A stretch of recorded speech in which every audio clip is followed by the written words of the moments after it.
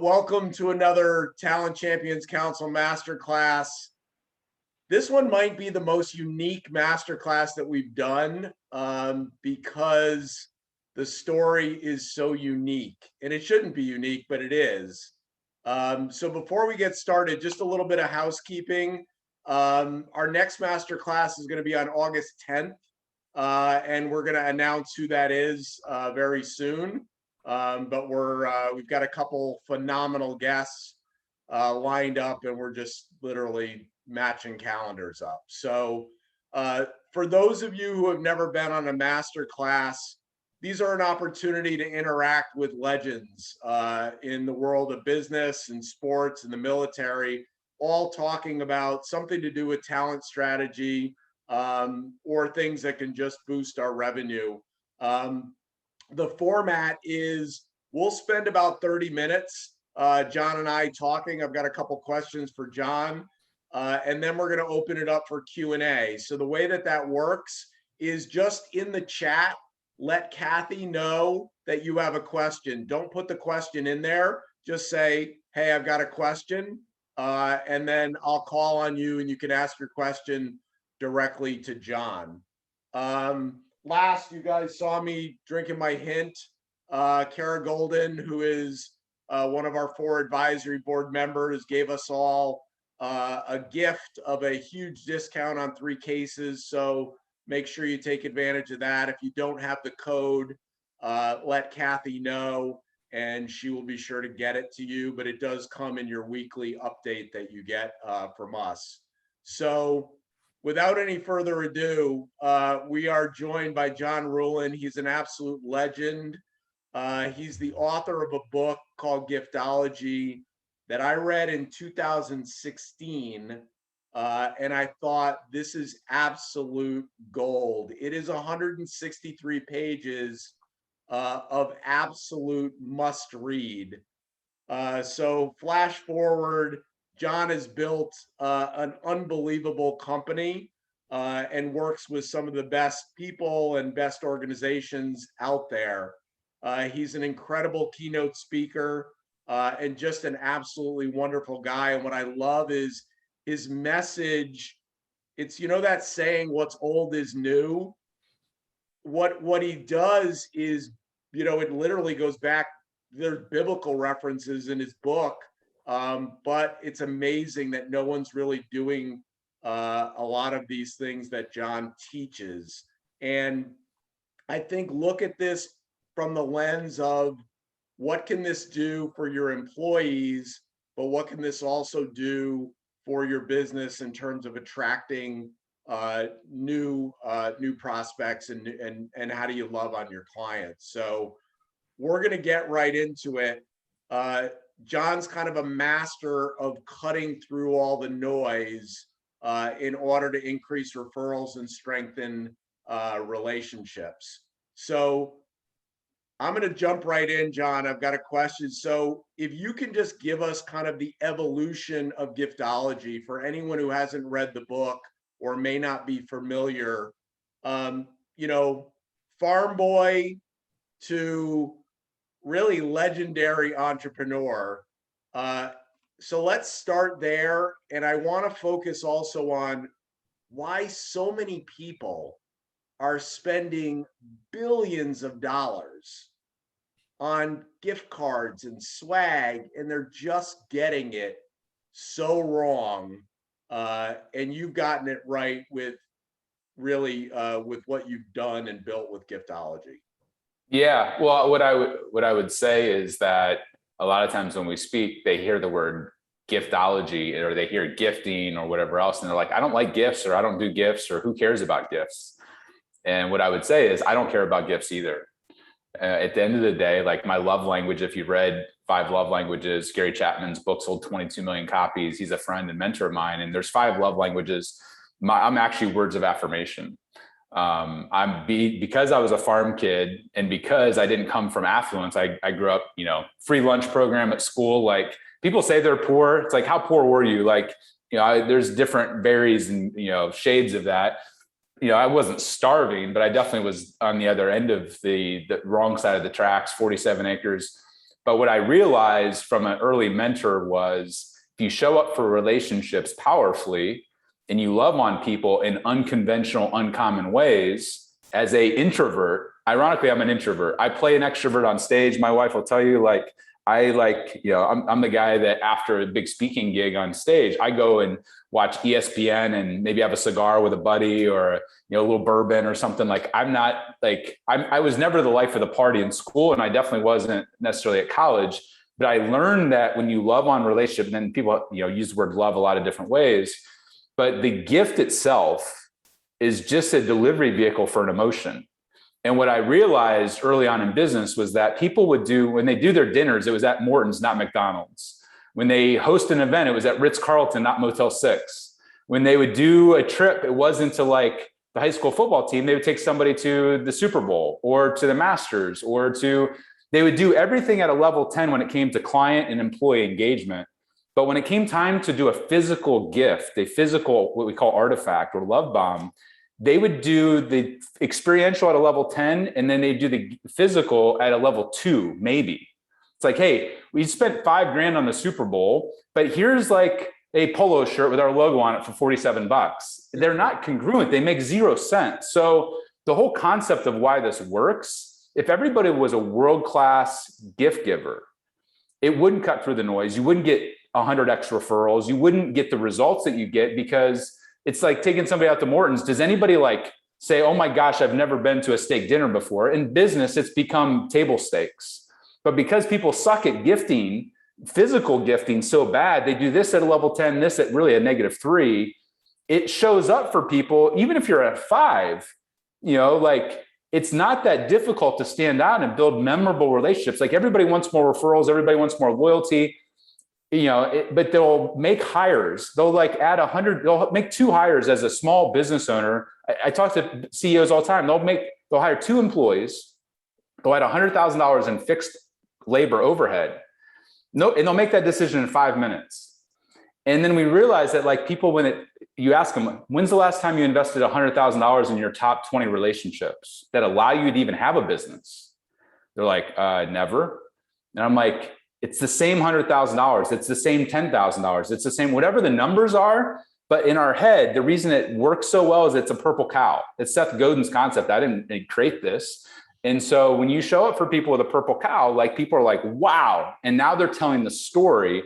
So the whole core of giftology is really just understanding human psychology. And that if you show up for people in uncommon ways, guess what? God's wired us, whether you believe in a God or not. We want to reciprocate. We want to do nice things for people. We want to open doors. We want to recruit our friends to work at a company if we are blown away by somebody's generosity. And that's really the core of the book.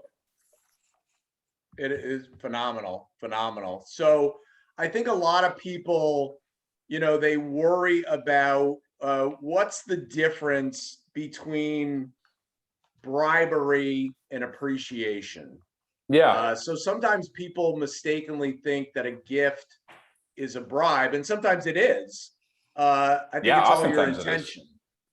Well, it's intention, it's timing. Like if you're going for an RFP with a company and you show up with a Louis Vuitton bag for $25,000, it's not a gift. You're trying to influence the decision maker in a manipulative way. Whereas if you show up for your top clients, your top employees, I send gifts to my suppliers. I buy millions of dollars in knives from Cutco. They're one of our biggest suppliers. I send them gifts that are hundreds of dollars or even thousands of dollars. And people are like, you spend money with them. Why would you spend them a gift? And I'm like, I don't have a business without my suppliers. And most companies don't either. Right. And yet they take their suppliers for granted and they want them to run through walls, but they treat them like dog crap. They treat them like, hey, you buy me dinner. No, I learned from an $800 million company early on, OC Tanner. They're in the awards. They did the rings back or the medals for the Olympics in Salt Lake City. And when Rolex comes to town, they buy tens of millions of dollars of Rolexes. They buy dinner for Rolex. And I'm like, why wouldn't Rolex buy? And they're like, we value the fact that we have them as a partner. We treat them well. So I think what people don't understand is if you give a gift to get, you give a gift and ask for a referral, you give a gift after a transaction's done, you say you're in the relationship business, but all you're doing is giving at expected obligatory times because you have to. And what I think is interesting is when you give a gift, and Vaynerchuk and I talked about this, when you love on people at unexpected times with with no strings attached, literally none, it may turn into nothing. That's where people are like, get all hung up on ROI. And I'm like, ROR eats ROI for breakfast all day long, because when you get return on relationship, it might come back to you 5 years from now, 10 years from now. But so many people want to nickel and dime and like analyze things. I'm like, your Facebook ad campaign, you get a 3x return on, great. I've seen clients get 1,000x ROR over the course of a decade because they didn't bribe somebody. They literally did something because they wanted to. And really what they invested was the same amount of money that they would have invested if they took them to the Super Bowl, or they took them to a championship game, or they took them to a really nice, $1,000 dinner in New York. Like, you take somebody out to a nice dinner in New York or LA with wine, it's not hard to spend $500 or $1,000. You go to take a bunch of people out to the bar in Vegas at a conference, it's not hard to spend a few grand. We'll do that and swipe our Amex all day long, call it business development. And a week from now, does anybody remember that they got a bunch of Red Bull vodkas bought for them? Probably not. Right. Cost $3,000. People are like, well, I don't have money to invest in my relationships. I'm like, yeah, you do. You're just choosing not to. You chose to hire an extra person. That's cool. You chose to sponsor an event for $25,000 or go to a mastermind for $50,000. Like, all of those are fine. But don't tell me you don't have the money to invest in relationships. If you're a profitable entrepreneur, even as a sales rep, when I started with Cutco, I would invest 10% of what I was making back into my relationships. Why? Because I owned the relationship. Cutco didn't own the relationship. It was mine to invest in them because I wanted to have them no matter what I was doing. And so many sales reps are like, they won't reimburse it. And I'm like, what do you make off of a sale? Lifetime value of that sale over 5 years. They're like, 30 grand. And I'm like, you should be reinvesting at least 3 grand back into that relationship. They're like, well, but it's not reimbursable. I'm like, you get to keep 27 grand. Are you an idiot? Like, you're only investing 10%. And guess what? If you do that consistently, that person becomes a sales rep for your brand. I mean, I see on here, Eric Silverman, the amount of the reason that we're having this conversation is because Eric went way out of his way. He sends books and knives and gifts. I mean, he's a giftology client, but he's like, I've never seen somebody advocate for, like, he's in like top 10 brand ambassadors for giftology. LinkedIn, I don't care if it's like somebody over in Zimbabwe that's talking about books, he's talking about giftology. Like, he goes way out of his way. Why? Because we have a relationship. He's inspired based upon the friendship and the relationship. I could not pay, if I wanted to hire Eric as a sales rep, it'd cost me hundreds of thousands of dollars and he'd still say no. But based upon the relationship and how we treat each other, he's inspired to go do that on his own. I don't give him a commission.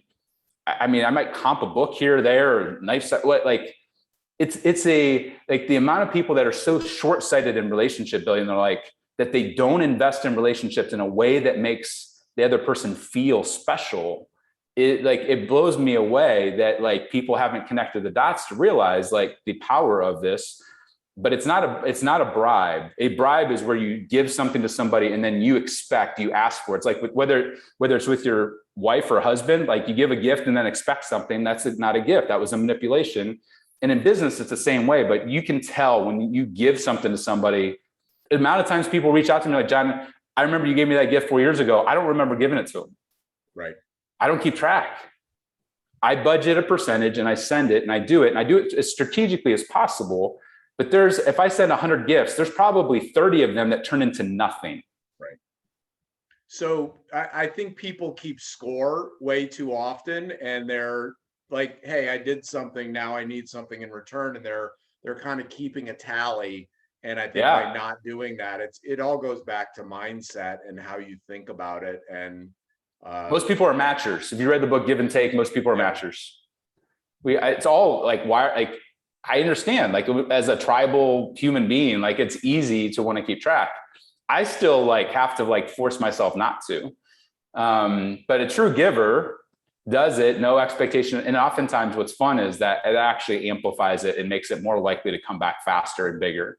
But it might not come back to that person. If you look at, Old Testament stuff, like it talks about like, it'll come back 100x, but it might not be through the person that you're giving to. It might be a stage or two removed. And so it's not woo-woo. It's just like, if you talk to people that do this, and I tell people all the time, I won't work with you unless you commit to working 3 years at a time. Because this isn't a thing, a shiny object, do it for 6 months and move on to the next thing. I challenge people all the time, do this even on your own. You don't have to hire our firm. Go do it on your own for 3 years and come back to me and tell me it wasn't worth it. Nobody comes back. They only come back and say, I did this and I got a 50X, I got a 20X, I got a 15X. It's how, as human beings, it's how we're wired. But most people don't want to take the leap to try it. Yeah, no, it's a no-brainer. This is about 20 years ago. My CEO, we were, doing the obligatory, take people to Del Frisco's, and you do that in New York City, you're spending a fair amount of money. And I had a neighbor who was, a very, very prominent children's author. And I said to my CEO, Leo, I said, I'm gonna buy a bunch of Leslie's books, and I'm gonna literally walk them up to her house, and I'm gonna have her sign them personally to the kids of some of our clients and prospects. And for probably $14 for a book, we had people send us videos of them reading them to their kids. They would be crying. They were so touched by a $14 gift versus the completely unmemorable, multi-hundreds of dollar dinner that, they've been to a million times before. Yeah. It's the inner circle, man. I mean, it's why we still do a lot with the knives and things that people are like, that's weird. Like, what does it have to do? Like, I want to do Pro V1s. I want to do cigars. I want to do wine. I want to do business stuff. I'm like, do you not understand the origin, John, so for those of you who don't know, John is, if you know Cutco, John's a legend. He's by far sold more than anyone else in the history of the organization, it's a phenomenal organization. And many, many prominent CEOs, including the CEO of Uber, I think, and many others, they got their roots at Cutco. So John is like the all-time record holder by a mile. But talk to everybody about, how did that all begin with your now father-in-law? Yeah, well, it's not now father-in-law. That's the ironic part. No, I did not marry. That's a whole nother crash and burn. Had the ring, the whole 9 yards in that relationship, and I'm not working out. But the guy who taught me a lot of what I teach in giftology was this rainmaking attorney, and he was the guy that showed up radically generous. He'd find deals on Noodles and buy a semi-load, not a box. He'd buy a semi-load for everybody at church the next Sunday. Like 200 people walk away with a case. So out of desperation to pay for med school, I interned with Cutco, because I'm like, if my buddy Steve, who's a seminary student, could do it, I can at least try. So my fourth appointment, I pitched Paul, because he's always giving things away, and he's a referral machine. Like, his firm had to outsource things because he had so many leads and so many deals coming into his firm, because he was, we call it radical generosity. And so I pitched him the knives thinking he would maybe have mercy on me as this 20-year-old punk kid, farm kid. It's a weird conversation, by the way, to pitch your girlfriend's dad knives. Like, that's just awkward as all get out. But so I'm thinking all of his clients are CEOs of companies, and they're all dudes. They're all like financial advisor companies, insurance companies, home building companies, manufacturers, and they all are into hunting, fishing, camping, outdoor stuff. So I'm thinking, I'm going to pitch him these like $100 to $200 pocket knives each that he'll give out to all these clients. That's what I'm thinking. And he changed my life forever. He's like, John, I want to order 100 of something, but not the parent, or not the pocket knives. I want to order paring knives. And as this country bumpkin kid, I'm like, you want to give a kitchen tool to a million or $1 million company, like CEO? Like, that's why. And he said, John, the reason I have more referrals and deal flow and access and loyalty and engagement, all these things that everybody wants, those are the results. I found out a simple truth 35 years ago when I started the firm, is that if you show up for the family, everything else takes care of itself. So that was like the mind-blowing moment where it was like, it's not about the stupid knives. It's not even about the gifts. It's about connecting. And the item was a delivery vehicle for this emotional connection. If you get somebody's spouse or assistant, we call it the inner circle now. When I do when our agency does a plan with somebody, I'm like, do you know the person's spouse's name? They're like, no. I'm like, we can't work with us. Do you know their assistant's name? No, you can't work with us. Like, what are you talking about? I want to take care of the decision maker. And I'm like, no, you don't. You want to take care of the people around the decision maker, whether it's the employee, take care of their spouse and their kids, their pets, their assistant, their team.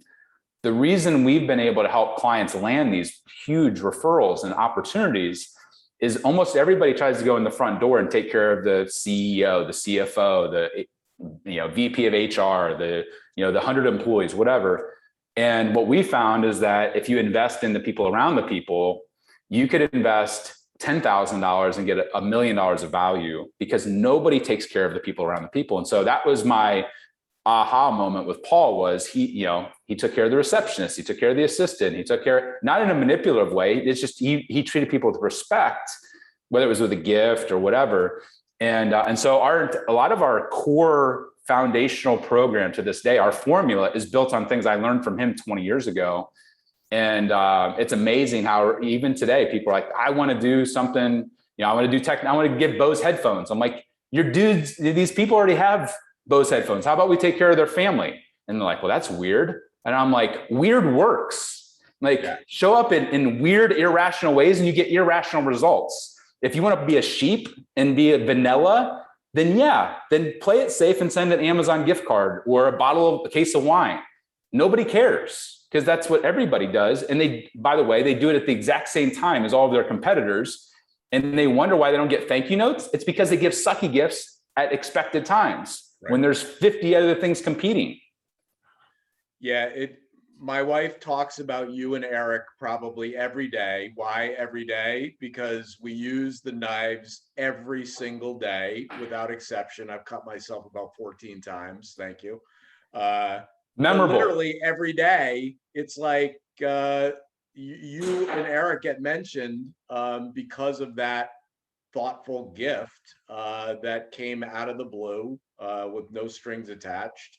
And it's just amazing how it works. So last question for me, because I know that we've got a lot of people that have questions. So I think everyone's guilty of this. Everyone is giving out company swag and everyone gives out gift cards. Why are those two things so ineffective? Well, if you want to deepen a relationship, people will say, John, it's the thought that counts. And I call BS, because it's not. It's the thoughtful thought.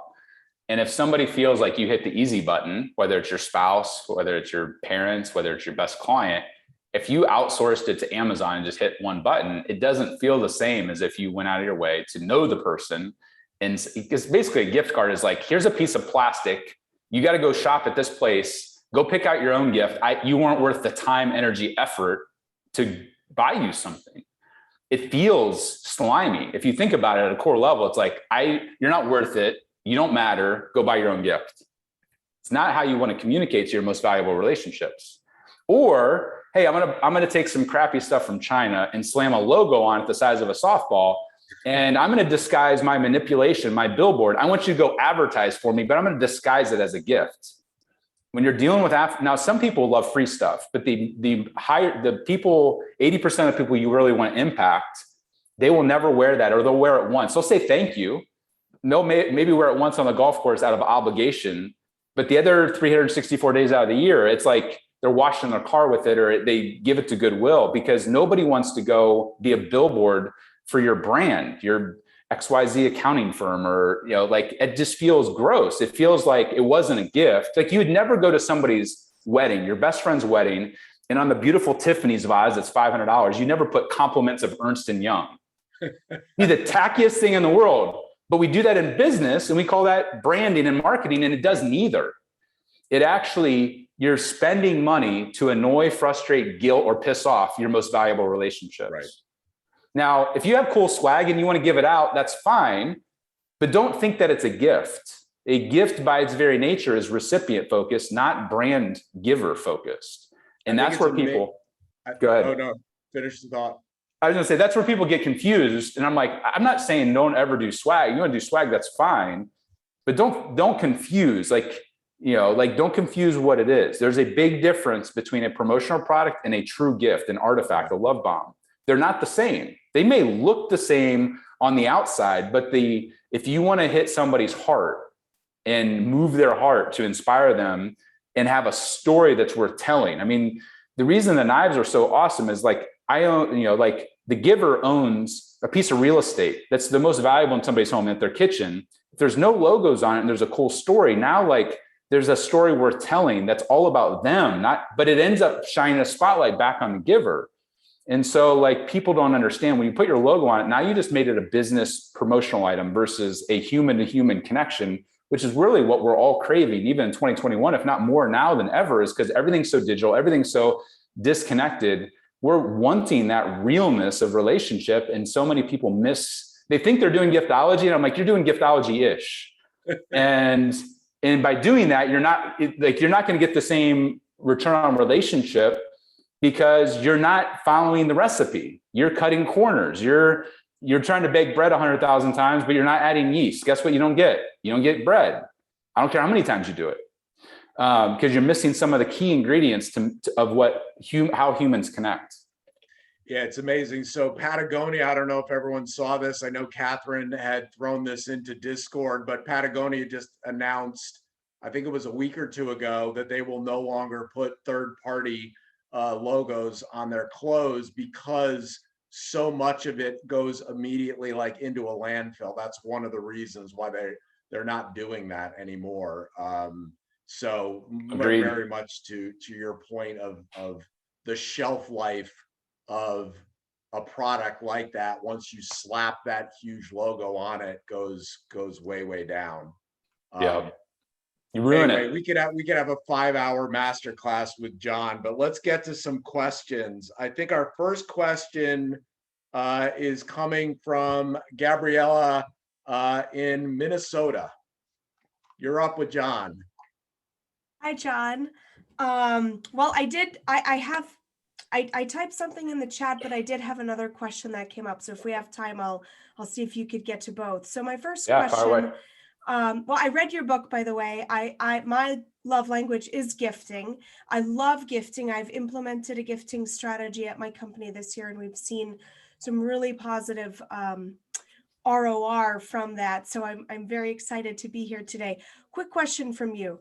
Yeah. Is it expected to want to receive an acknowledgement of the gift? Now, I've given a lot of gifts to clients and prospects. Some have acknowledged and sent a thank you. Others don't.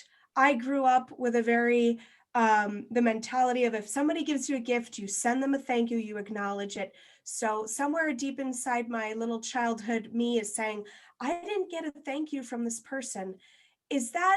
Should I just throw that out the window? What are your thoughts? Yeah, I think, it's a natural desire to want to know, did they even get it? Did it land? Did it not land? What I would say is expectation ruins a lot of things in relationships, not just with gifting.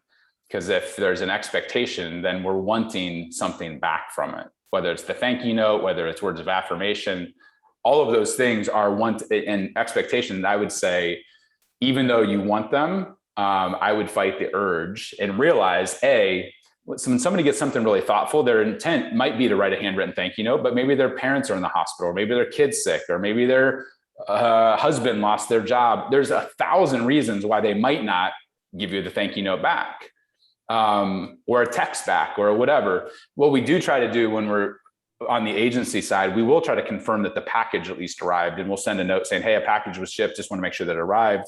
Because we have had times where we've done some pretty crazy gifts and they got stolen off the porch, $500 gifts, $5,000. We did a gift for Dean Graziosi. It was like a $6,000 gift and they got stolen. So we had to replace it.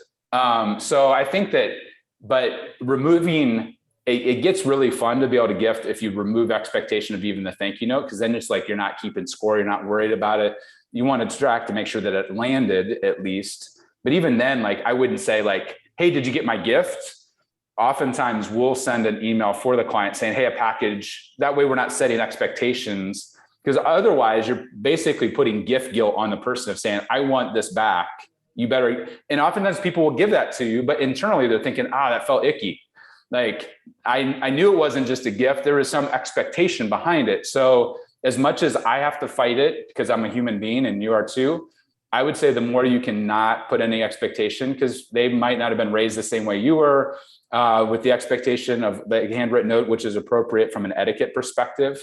But I think that the more you can disassociate that and say, I'm going to be generous, I'm going to be thoughtful, and I know I'm going to do it 100 times. And sometimes I'm just not going to get the feedback that I want. And what I've also found, I just had a call with a huge insurance executive recently, or actually this morning. We sent a gift 3 years ago. I forgot. And he's like, and he never sent anything to let me know he got it. He's like, I use the thing every day. Mm-hmm. Why we were having the conversation. He runs a huge organization. It landed. He never sent a thank you, but I was top of mind or in the back of his mind subconsciously for a long time, even though I never got the feedback. Yeah, absolutely. What was the second question? Second question is, what are some of your tips and strategies that you would recommend for individuals to start strategies on figuring out what is the best gift to give? I think that we have a practice of giving new clients that sign with our agency a welcome gift. And up until recently, it did have some of our company swag, simply because after the signing of a statement of work, SOW, we don't necessarily have enough information to personalize each gift for each of our clients. Yeah. So curious on what strategies you would recommend that we can really how can we figure out what to give? What are some strategies? What are some tools? What are some ideas, ways to think about being very personalized? Yeah. So a couple of thoughts. One is, I think an onboarding gift is fine. At some point that can kind of be table stakes. I would figure out what's the 6-month gift or the 12-month gift, because those are more unusual. I want to show up at unexpected times, no anniversaries, no birthdays, no Christmas, no transactional times. Or if they are transactional, I realize that's not going to have the same impact as showing up for somebody on month 4 or month 8 out of the blue. Not because they did anything for me, just because. From a personalization perspective, we try to find what we call practical luxuries, things that people would never buy for themselves that we can personalize. And I could give the same thing to 10,000 people, but based upon the handwritten note, their name being on it, the timing of it, it lands in a way that feels it feels very personalized. Great example is, people will do watches and different things. I'm like, you're going to send a $200 watch to somebody wearing a $2,000 watch that doesn't work very well. It's going to get regifted. But if you take and send somebody an $80 luggage tag, most people have an 80-cent luggage tag, maybe a $1.80 luggage tag. You send them an $80 one. Most people travel at some point, and one that's made out of brass and leather and has their name and their spouse's name, family name, their home address. There's certain things that you could that will have more value than a $500 watch, because it's so nice. It's a little detail that people will use, and it costs less than what you might think about doing. And you're going all in on this best-in-class item that is pretty universal. So I like to find the little things it's frankly why the knives work. It's why we do these mugs that are now a couple grand. I see people that respond better to the mug than they do to a $20,000 watch. Why? Because most people have a $6 mug, and you send one to somebody that has their whole life story carved into it. It's now most people drink coffee or tea. It's pretty universal. Now every day they're using this piece that's an artifact that, it's called an artifact mug. It reminds them of their life, their why, their core values, all that sort of thing. And so I think that finding things that are common amongst human beings, amongst humanity, allow you to send something to somebody. And the guy this morning, he's like, how'd you know I like to grill and barbecue? I'm like, I didn't, but you're a human being. So you probably eat at home, you entertain, you host, you're a foodie, you have a family, you hit in common hot buttons, that are universal amongst humans, and you're going all in on these little details. So you guys want more on kind of our thought process and roadmap on how we think of things, you can go to giftologysystem.com. It's the same download and formula that we take the Chicago Cubs through. It's also solopreneurs. It talks about how to think about gifts, how to think about best in class, how to think about what the budget, all of those things are all there. And there's, if we do it with a client, we charge tens of thousands of dollars, but you guys can go download the entire playbook and do it on your own and start to roadmap out what you're going to do for these clients or centers of influence or employees or whoever you're going to appreciate. Awesome. I know Thank you so I much. saw some stuff pop up in chat about the mug. So Heather Monahan and John had sent me a mug, and I can tell you, in 53 years of getting gifts, I've teared up one time in my entire life from getting a gift. That was it. I literally was sitting there with tears rolling down my face when I got it. It's that meaningful to me, and it's like a cherished heirloom that will be passed down. Even thinking about it now, and especially some of the special people that were memorialized in what's really like a piece of art it blew my mind. So Lori, I'll send you the video. I did post it on LinkedIn, but it's unbelievable. All right, we are going to Randy in Florida. Randy, this is right up your alley. I know that. Thank you for putting this together. And I guess I just want to say thank you, because the past half hour has been incredible. And I have dipped my toes into gifting for many years, but I built my business on handwritten notes. And I'm just wondering, because I need to learn a lot more, but I'm wondering, you mentioned that you, with your gifts, often do send handwritten notes. Is that something you've been doing for a long time? And do you also find that to be effective even without a gift at times? Yeah, Randy, I got your note, and my business partner got the one you sent originally to my office in Ohio. What I would say is the handwritten note is just as important, if not more important, than what you're sending. It's Right. that important. People are like, can't we just send this from Amazon? I'm like, no. If it feels mass produced, Right. even if it is mass produced, but it comes with a handwritten note. The handwritten note provides meaning, thoughtfulness, connection. It's the one, like, people, I won't let people sign handwritten notes from a team. I'm like, they're not doing business with a team. A gift comes from a human, one person, to another human, one person. So the handwritten note is part of, like, we won't allow gifts to go out. People are like, can't we just type it? I'm like, no, can't hire us to do the gifts unless we're going to handwrite the notes for you, or you're going to handwrite them and send them to us. It's that important. So I think what you've been doing for a long time, I mean, we've kind of stumbled upon it over, the last 21 years of realizing, like, that's massively important. And oftentimes when people are like, well, I did giftology, it didn't work, I'll ask them, like, that's one of the first 10 questions I ask them. Were the notes handwritten? How were they signed? Did you ask for a referral or allude to business in the note? Like, all of the little things in the note even will determine whether or not something lands as a gift, or whether it's landing with a, like a hidden ask, which means it wasn't a gift. You're trying to get something. I will say one thing, and I thank you for your time. Most of my clients are in the world of financial services, and the one rule we have, like a rule book, a playbook: business is not allowed to be talked about in any of the notes. It's not allowed to be talked about. Double thumbs up. I agree 10,000%. Thank you so much, John. It's been a pleasure. And Scott and Kathy, thank you for setting this up. Thanks, Randy. Thanks, Randy. Appreciate it. We are going to California. Chad, my man. Yes, as Randy just shared, appreciate your time here, John. The book has been very neat to dive in and learn a lot from. I think as many on this call have. Also pretty cool to see you're connected to a couple of my colleagues out here, Eric Huberman, Mike Brown, and Austin Watts. But my question being, for many of us that are, client facing, curious to know, as we keep our ears to the street, or I should say company facing, ears to the street, do you have a specific type of industry or size of company that you guys work well with and fit well with, so that I can, like Eric is doing, which awesome, Eric, I can be able to have a conversation with a prospect, with a client, like, hey, help me better understand this conversation, this process. How do you guys approach this? Hey, by the way, I would like to introduce you to John and his team, because I think they have some value to add to enhance your customer, your vendor experience. Do you guys have a target, audience that you guys are looking to partner with? Not industry. What I would say is the leader has to be a giver, or the leader has to be somebody who thinks very creatively about relationship building. So, I mean, we have clients that do 2 million in revenue. We have clients that do 2 billion in revenue.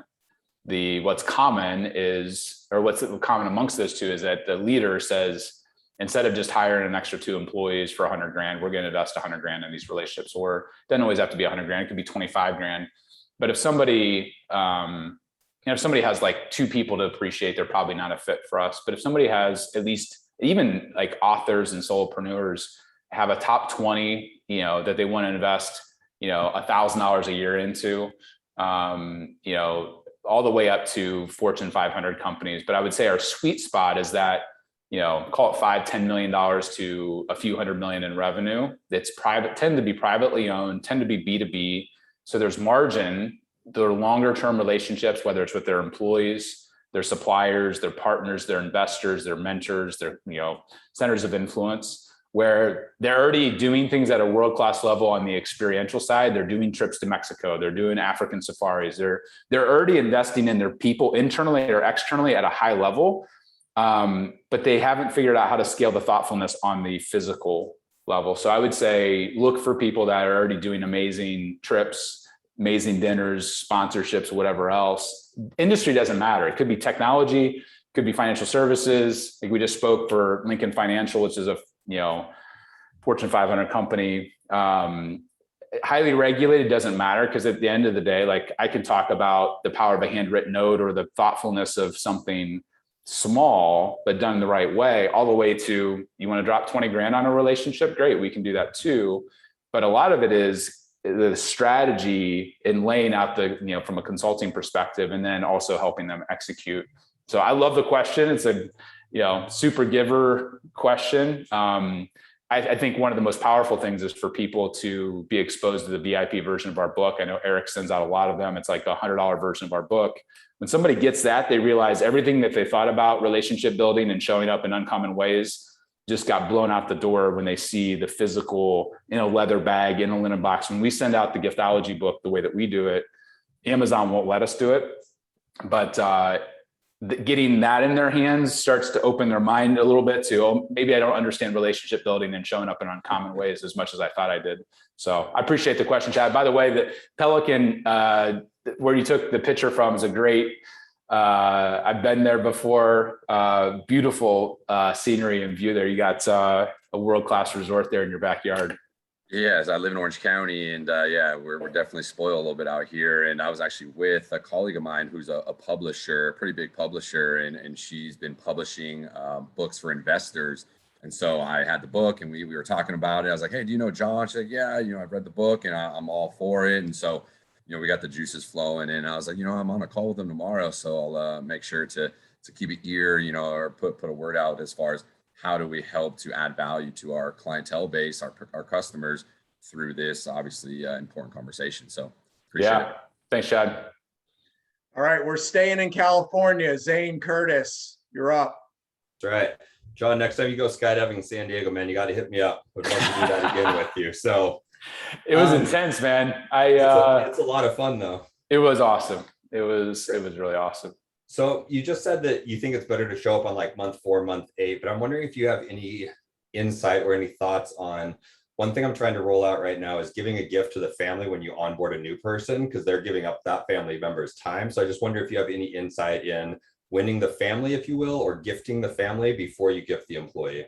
Oh, 1,000%. If you're talking about onboarding like an employee at a company, I think we actually do that. All of the employees that started Giftology, we send a gift to their spouse, because we realize spouse may or may not feel like excited about the person going to work or whatever else. We have a lot of college educated stay-at-home moms that are coming back to the workforce. And so we know that's going to create issues. That's why we pay for house cleaning every other week for all of our employees. It costs us $3,000 a person, but it gives us $30,000 in value. So I think the more you can involve the family in any relationship building, but especially with employees, nobody brags about their health insurance or 401k anymore. Like those are table stakes things, and they cost a company $10,000, $20,000, $30,000. You start showing up for people's spouses and their kids and their pets. And, we've started to do crazy things. Like we partnered with a high-end organic mattress company to send like $5,000 mattresses to some of our employees. And we're like, hey, it's stressful during COVID. We want you and your spouse to sleep well at night. People are like, $5,000. I'm like, you'll drop, health insurance, all these other things, recruiting costs. Like $5,000 is nothing when you're talking about key employee engagement, or really any employee engagement. So I'm a humongous fan of taking care of spouses and celebrate, like the amount of people that wait for somebody to work for 5 years for a company, that's 10,000 hours. And they give them some catalog of crap with like pen pencil set for $18 with their logo on it. And they're like, hey, thanks you so much for the 10,000 hours of blood, sweat, and tears. It's embarrassing.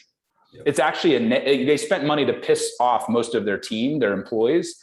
So I give nicer gifts and encourage our clients to give nicer gifts to their employees and even their interns than most people give even at a 20-year level of a company. Like it's so old school, like you work here 25 years, maybe you get the gold watch, or 50 years. It's like, it's no wonder people can't keep people. It's like, they're actually communicating. I don't see you. You don't matter. You're a number. Like it's the most asinine thing on the planet. So what you're asking about and doing is spot on. Okay, cool. Thank you. Love it. Thanks, Zane. John, tell everybody the Brooks Brothers story. I love that story. And I think just the way it's played out over time, because it was quite a while ago, I think is unbelievably impactful.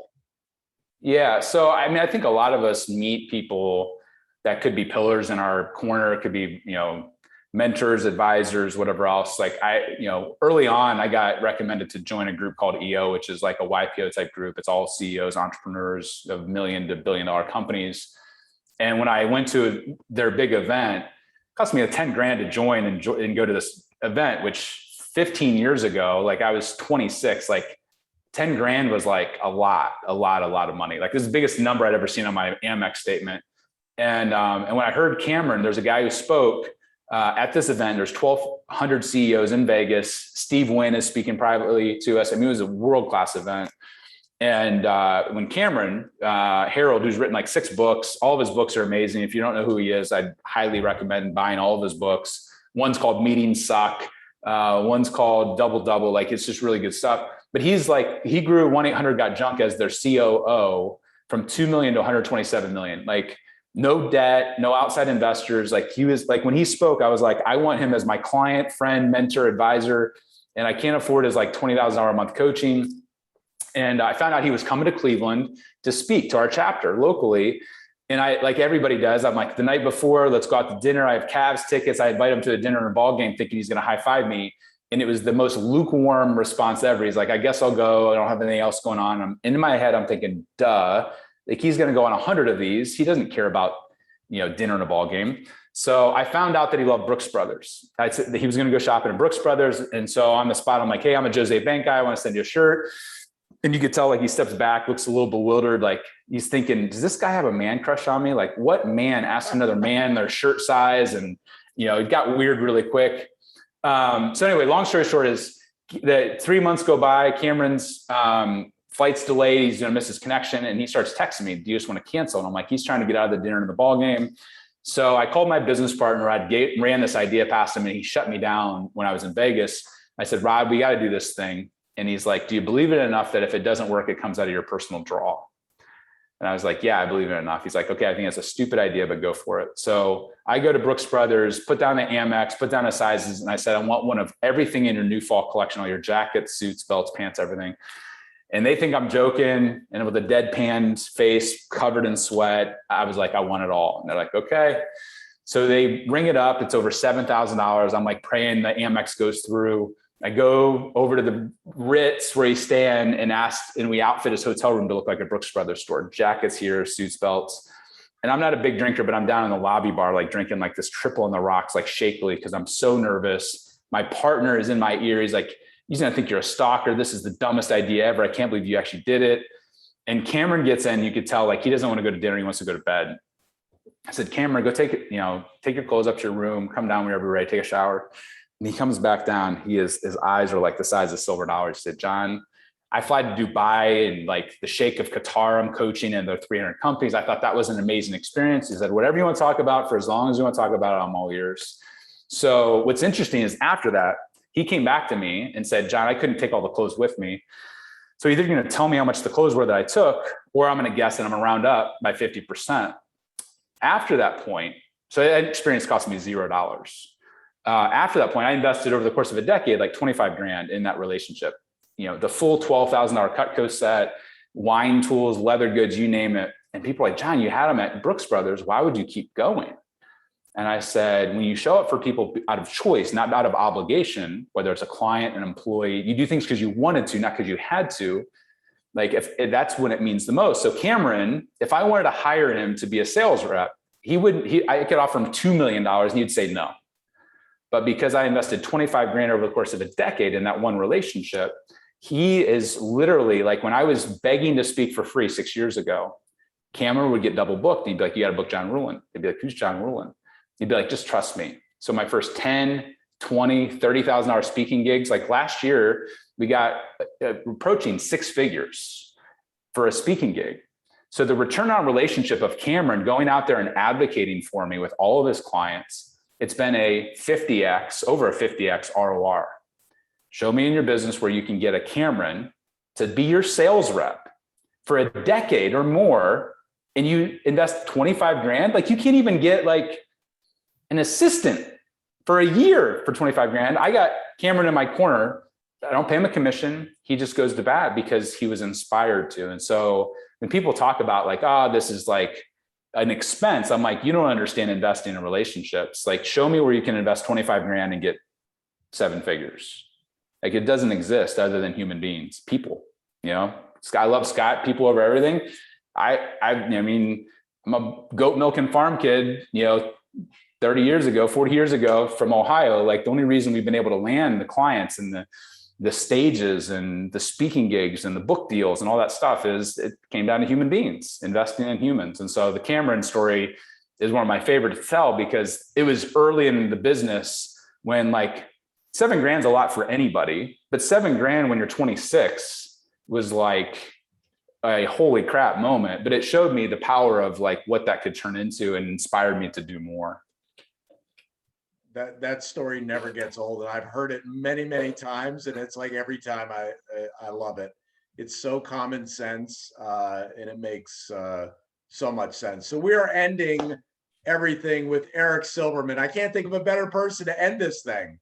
So Eric, you're up with your buddy John. That's awesome. Hey, buddy. Thanks for the kind words, man. By all means. Listen, I just want everybody to know 2, maybe 3 quick points. One, that's how I met John, right? So I'm at a conference like, gosh, man, how long? 3, 4, maybe 5 years at this point? 4 years I really ago, probably. don't know. 4 years ago, I'm at a conference. And to be blunt and very honest, it really started before John took the stage. I didn't know John's name. I saw him in the agenda as the keynote speaker. I didn't know who this guy was. There was no picture in the agenda. And I saw some guy talking to some other people, and I just went over to him, introduced myself, started chatting. I don't even remember him telling me his name. We just started shooting the shit. And, nice to meet you, blah, blah, blah, sat down. And, 10 minutes later, the conference organizer, guy's name's Nelson, he says, all right, everybody, John Ruhlin. I was like, holy shit, that's the dude that was just so kind and personal and nice and just chatted with me like we were friends for the last 10 years. So I heard the whole thing. I was immediately sold because I've always been that personality, as John knows and sees, but I never took it that extra mile. And all of a sudden, Nelson, the guy at the conference, he wheels out this entire think of like a large valet cart, only like 5 of them. And he wheels out John's book in the leather bag and the case and everything. And he gives it to all the people at the conference. He gifted it for everybody. And I was like, holy crap, this is incredible. So then, I get home from the conference. It's early January. And I don't know, a few weeks later, I get a box in the mail, or a month or two. It was probably a couple months later. And it's custom knives. With my wife's name on it and my company logo, not his, mine, not the guy who organized the event, my logo on the knives. And talk about owning real estate in my house. I do okay. Nobody cries for me income wise. And here's these knives that are literally in my house, taking up valuable real estate, as he so said. And so much so that that they literally get talked about all the time. They really do. When we have family, when we have guests, etc. and there's more to it. But the last thing I'll say is don't do the dumb shit that I did. I was cheap a couple of years ago. I told John this story. I'm a big practitioner of giftology. I've read the book a million times. I always tag people, as he said. But the reality is, I'm like, I can do this. This is no big deal. And I did giftology-ish, as John said. And man, did I ever save a ton of money? I saved thousands of dollars, to be honest, but it didn't have that wow impact. There was no handwritten thank you note. It was a little, it was an Excel spreadsheet. Somebody dumped it on a Word doc, I'm sure.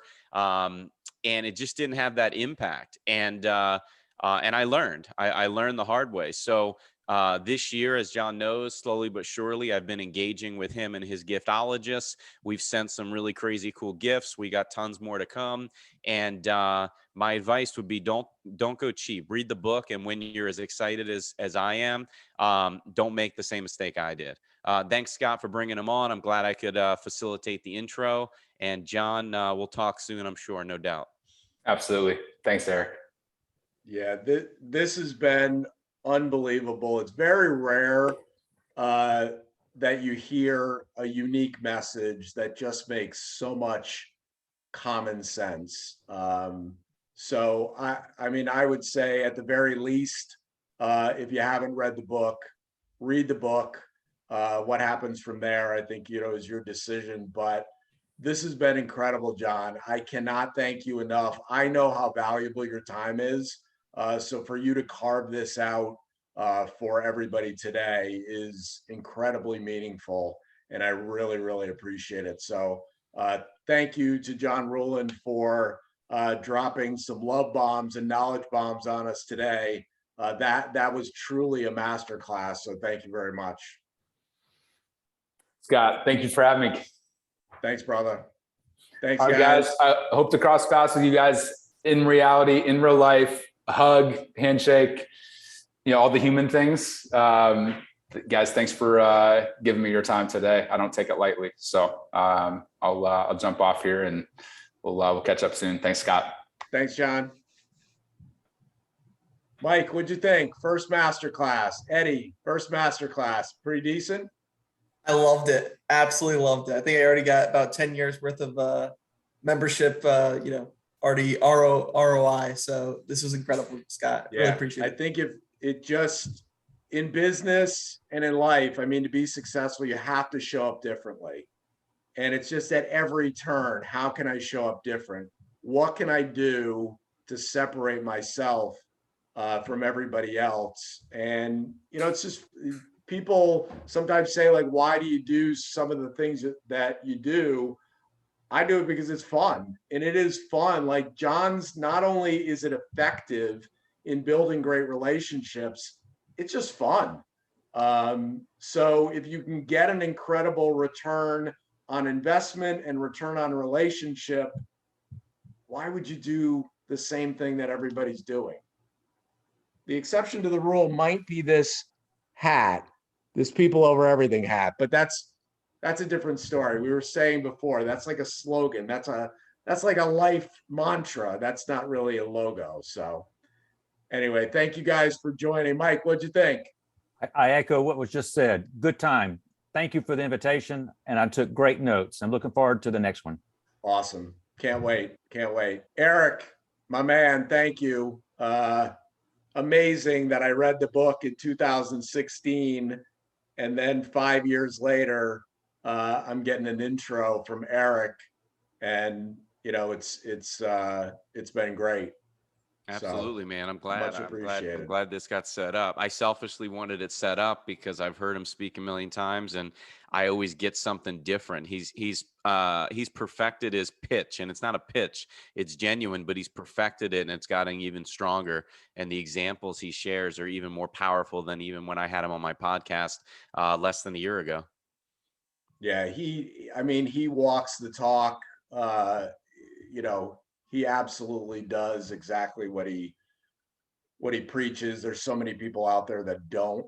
And it's just amazing to see somebody show up in such a unique way and have such a unique message. So it's literally, the book is 163 pages long. So if you can't read 163 pages, this is pure gold.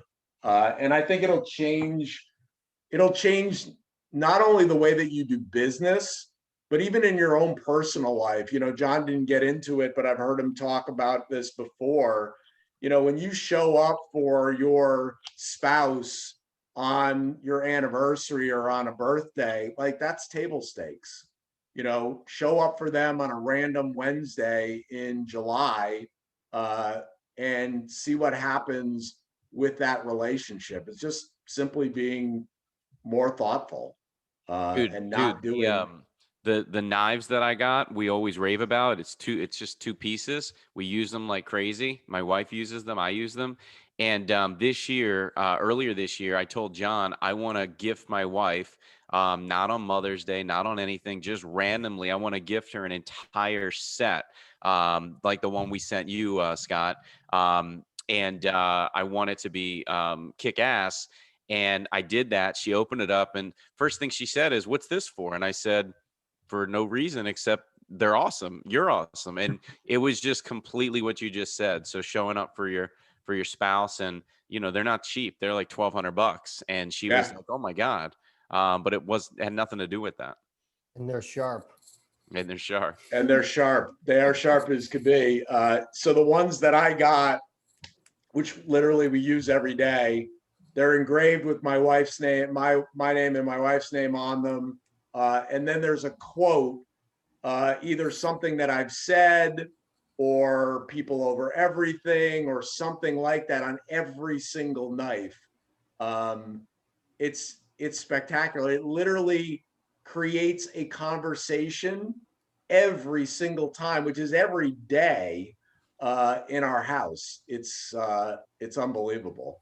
John tells another story about how a friend of his wanted to do something for Tony Robbins, and you know, John said, what about the knives? Because can you imagine what the real estate is worth on Tony Robbins countertop?